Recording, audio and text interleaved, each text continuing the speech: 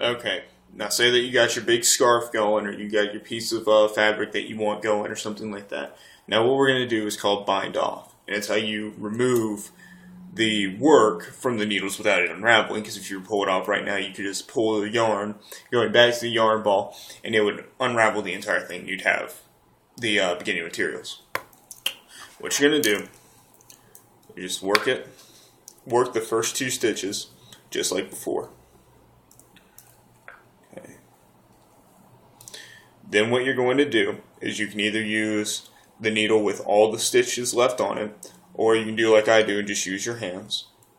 But you basically pull this stitch, this back stitch, over the front stitch and then off the empty needle.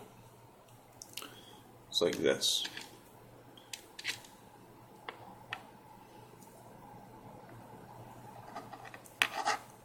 And now it's looped onto this needle, or onto this loop.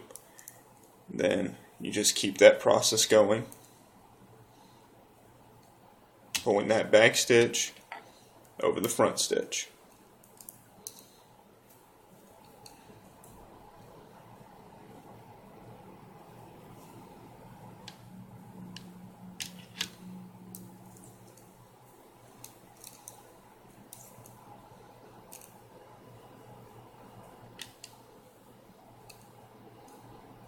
Then you'll be left with one, if I can work this last stitch. Hands fail me today. Okay, now you'll be left with 1 stitch on your needle. You're going to undo that. You're going to cut the yarn that goes back to your spool, if these scissors will work. And you're just going to pass what's left back through that loop, and that'll pull on itself and tighten.